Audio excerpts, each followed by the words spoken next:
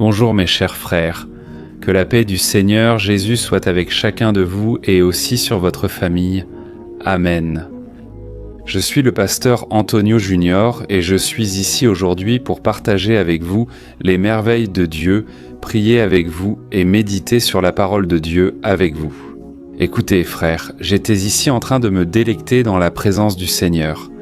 Je priais il y a peu avec ma femme et nous avons vécu ici un moment formidable. L'onction a été répandue, Dieu a parlé à nos cœurs et nous avons ressenti le feu du Saint-Esprit. Je sais que beaucoup d'entre vous comprennent ce que je dis. Avez-vous déjà ressenti cette puissance ? Vous traversez des épreuves et il semble que vous n'ayez plus la force que vous aviez auparavant, cette joie que vous aviez autrefois pour supporter les batailles. C'est pourquoi je veux apporter aujourd'hui un message spécialement pour vous qui avez besoin de trouver une force qui ne vient pas de ce monde. C'est une force qui vient de Dieu pour votre vie. Amen. Avant de commencer, je veux juste vous demander de vous abonner à ma chaîne, parce que je veux vous avoir ici tous les jours. Vous devez être sous la prière, vous ne pouvez pas marcher seul. Alors, cliquez sur le bouton ci-dessous, là, s'abonner. À côté, une petite cloche va apparaître. Il est très important que vous cliquiez sur la cloche et sélectionniez l'option tout un. Toutes, d'accord ? Parce que comme ça, YouTube va envoyer directement sur votre téléphone les prochaines prières que je vais publier, d'accord ? Frères, loué soit Dieu. J'étais ici devant Dieu. Et il devient même difficile d'apporter un message, parce qu'on a juste envie de parler de la grandeur du Seigneur.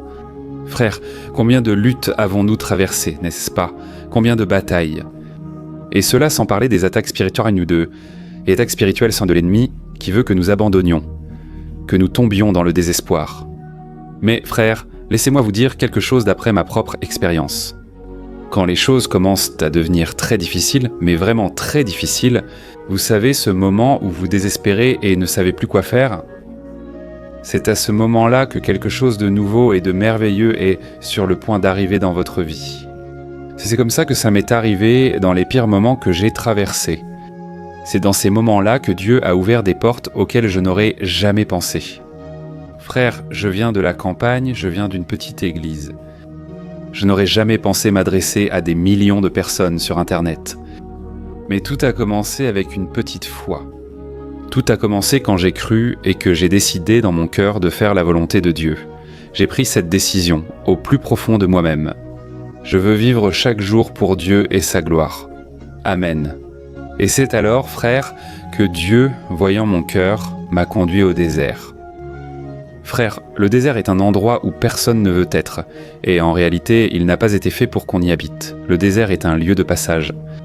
Mais Dieu doit nous emmener au désert, car c'est là que nous apprenons à dépendre uniquement du Seigneur. Amen.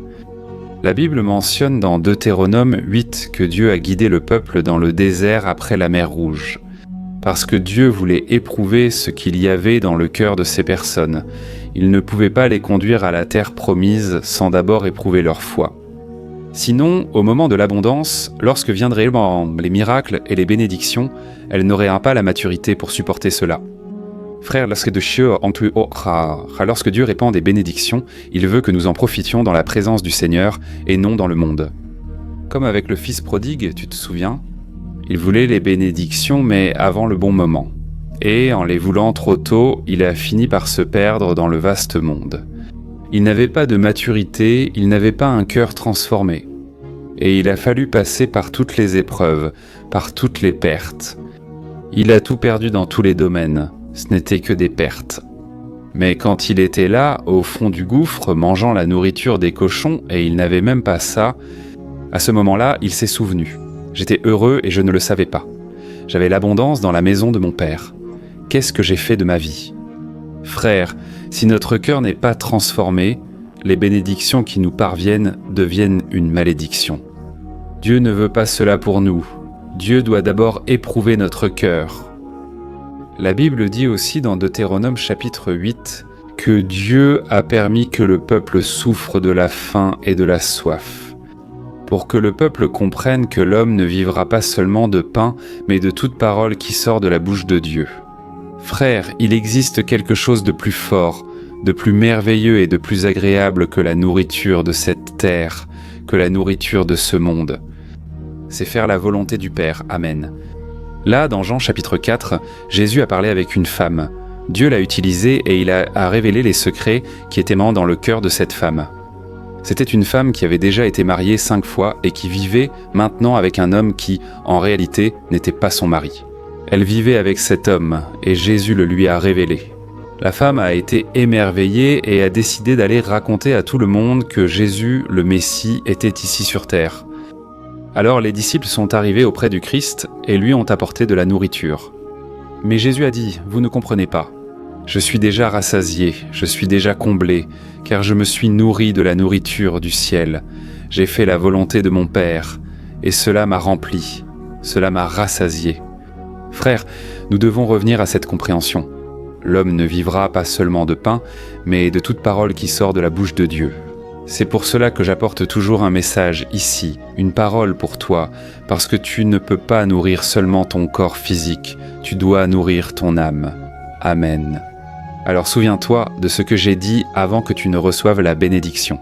Tu dois être éprouvé, car Dieu doit transformer ton cœur. Quand Dieu t'éprouve, Zesput, c'est parce qu'il veut t'approuver.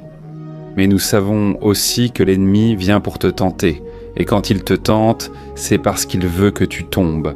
Alors, frère, tout cela fait partie du processus. C'est un processus douloureux, c'est difficile, mais ça en vaudra la peine. Amen. Et ce qui est intéressant, c'est que quand tu regardes en arrière, tu te rends compte, c'était la main de Dieu. Ce n'était pas moi, c'est Dieu qui a fait toutes ces choses. Je n'aurais jamais pu arriver jusqu'ici. Et sache-le, tu n'arriveras jamais même à atteindre le salut par tes propres mérites, si Dieu ne met pas sa main. On n'arrive pas à avoir assez de foi, on n'arrive pas à rester fidèle et ferme jusqu'à la fin. Alors Dieu met une foi surnaturelle dans ton cœur. Toi qui me suis depuis un certain temps, tu as remarqué des changements dans ta vie. Souvent, tu n'avais pas l'habitude d'aller à l'église, ni de lire la Bible, ni de prier. Mais maintenant, le Saint-Esprit touche ta vie, ton cœur, et tout ce que tu as à faire, c'est de te livrer. Chaque jour davantage. N'aie pas peur de t'ouvrir à Dieu, n'aie pas peur de lui remettre ton cœur. La Bible dit que nous devons chercher à connaître Dieu chaque jour davantage, et nous le connaissons à travers des expériences souvent douloureuses, parce que c'est là que notre cœur s'ouvre vraiment au Seigneur. Amen. Je veux lire avec vous la première épître de Pierre, chapitre 1, versets 3 à 7, soit 4 versets. À la fin, nous allons prier. Je veux oindre ta vie avec l'huile de l'onction. J'ai déjà mis ici l'huile et ça va être formidable. Ça va être béni. Amen. Fais très attention à ce que Pierre a dit, parce que tout cela c'est vrai. Regarde comme c'est intéressant. Il a dit ceci. « Toute louange soit rendue à Dieu, le Père de notre Seigneur Jésus-Christ. Par sa grande miséricorde, il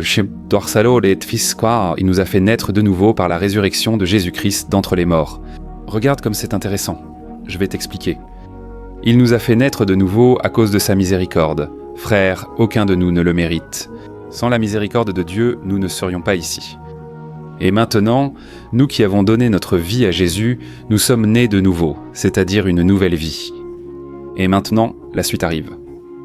Maintenant, nous avons une espérance vivante et un héritage impérissable, pur et immaculé, qui ne change pas et ne se détériore pas, gardé pour vous dans les cieux. Regardez comme c'est intéressant. Nous avons un héritage impérissable, pur et immaculé, qui ne change pas et ne se détériore pas, gardé pour nous au ciel, frères. Il y a une bénédiction réservée pour nous au ciel que nous ne pourrions jamais imaginer. La Bible dit dans la première lettre aux Corinthiens, chapitre 2, que ce que Dieu a préparé pour nous n'est pas encore entré dans notre cœur, ni nos yeux ne l'ont vu. C'est quelque chose de grandiose. Mais nous n'aurions pas la maturité pour supporter tant de bénédictions, c'est pourquoi elles nous sont réservées au ciel. Et ce qui est intéressant, c'est que cet héritage que nous avons en Christ ne change pas, ne se détériore pas. C'est un réconfort pour nous deux. Tu sais pourquoi ? Parce que bien souvent nous échouons, mais Dieu reste fidèle, et ses promesses ne diminuent pas. À cause de nos échecs, de nos chutes ou de notre manque de foi. Non. Les promesses de Dieu restent intactes, pures, immaculées et impérissables. Autrement dit, elles n'ont pas de date d'expiration, elles sont réservées pour nous.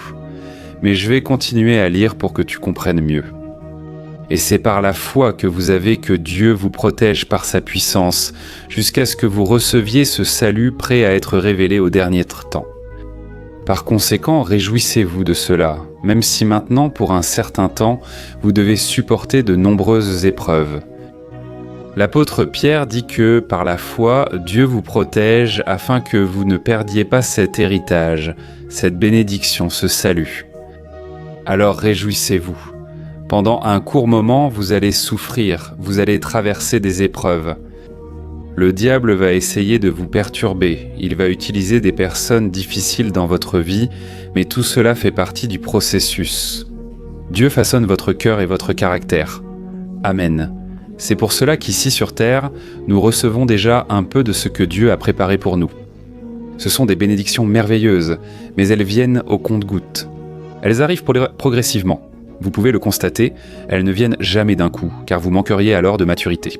Alors Dieu façonne, Dieu travaille dans votre cœur, et l'apôtre Pierre a dit « Réjouissez-vous de cela et ne vous découragez pas, car vous allez traverser de nombreuses épreuves, mais je vais continuer avec la partie finale, le dernier verset. Il dit ceci « Et ces épreuves des temps décédents vont prouver que votre foi est authentique.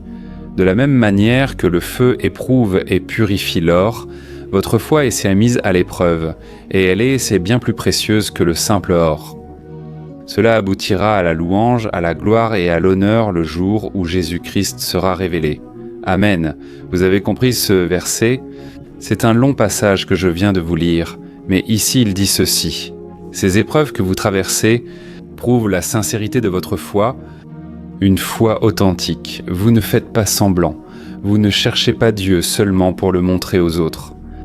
Peut-être qu'avant vous étiez une personne religieuse, vous alliez à l'église par habitude, vous priez, vous lisiez la Bible, mais sans véritable intérêt. Maintenant, ce n'est plus le cas. Dieu est en train de vous éprouver et il voit que votre foi est véritable. C'est merveilleux mes frères, c'est quelque chose de très bon. Et ici, il dit, tout comme le feu purifie l'or, Dieu est en train de purifier votre cœur et de vous préparer à quelque chose de grand et de merveilleux. Amen. C'est le message que je voulais vous apporter. Ne vous découragez pas, ce n'est pas le moment de reculer. Les épreuves sont grandes, mais c'est à ce moment-là que votre foi est mise à l'épreuve. Et ici, il dit, vous êtes mis à l'épreuve, c'est-à-dire que vous êtes testé dans plusieurs domaines, pas seulement dans un seul. Dieu est en train de t'éprouver pour voir si tu as confiance en lui ou non. Je pense que tu as confiance, mais beaucoup doit encore changer. Avant, quand l'épreuve arrivait, tu te réfugiais dans le péché. Maintenant, Dieu t'appelle à te réfugier en lui, sous l'ombre de ses ailes. Amen. Alors prends cette décision aujourd'hui. Relève la tête, regarde vers Jésus et ne laisse pas le passé, les gens ou même le diable t'empêcher d'avancer. Jésus a de grandes choses préparées pour ta vie, mais tu dois rester ferme jusqu'à la fin. Amen. Maintenant, nous allons prier. Je veux intercéder pour ta cause, pour tout ce qui concerne ta vie et aussi pour toi qui es malade. Il y a des personnes ici qui écoutent ce message et qui sentent leur cœur prêt à sortir de leur poitrine, à cause de la grande détresse et de l'anxiété qu'elles affrontent. Mon frère, je sais ce que c'est. Le Saint-Esprit me l'avait déjà révélé avant que j'enregistre cette vidéo, mais sache qu'il prendra soin de toi. Gloire à Dieu. Prions. Ferme les yeux et, à la fin de la prière, n'oublie pas de partager avec tes amis. Allons-y, Seigneur, mon Dieu et mon Père, je me tiens devant toi. En ce moment, je veux prier pour cet homme et cette femme qui m'accompagnent maintenant. Dieu, je n'ai ni la force ni la capacité de prier pour eux, mais toi, Seigneur, tu l'as. Je ne peux pas atteindre ce cœur, ni toucher ses blessures, ni les guérir. Mais toi, Seigneur, tu le peux. Je t'apporte toute anxiété et douleur. Reçois, Père, chaque affliction, chaque demande de prière laissée dans les commentaires. Jésus, retire maintenant ta main. Il y a ici des personnes extrêmement anxieuses, inquiètes et effrayées.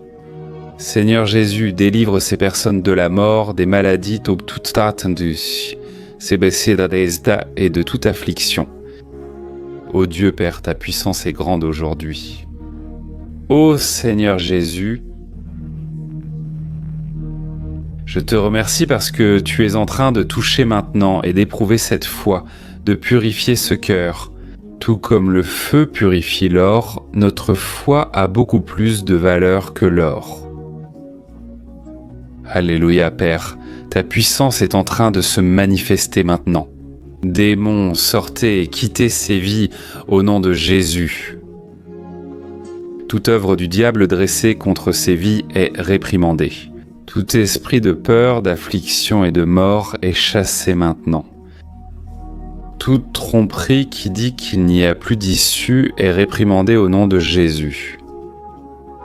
Couvre cette personne de ton sang, Jésus, versé sur la croix pour la délivrance et le salut. C'était pour sauver, guérir, restaurer et aussi répandre des bénédictions sans mesure sur cette terre.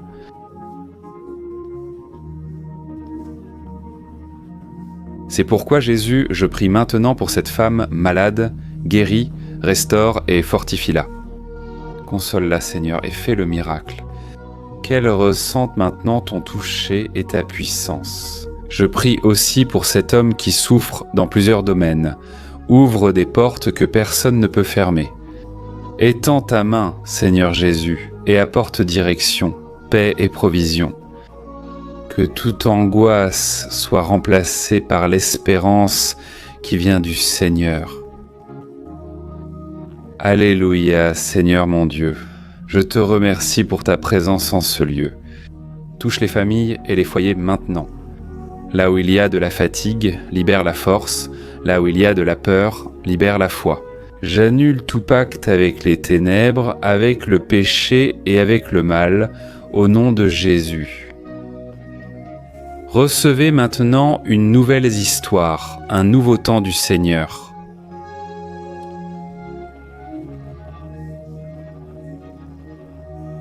Merci Père pour la transformation déjà en cours. À toi soit tout honneur, toute gloire et toute louange, aujourd'hui et pour toujours. Au nom de Jésus nous prions.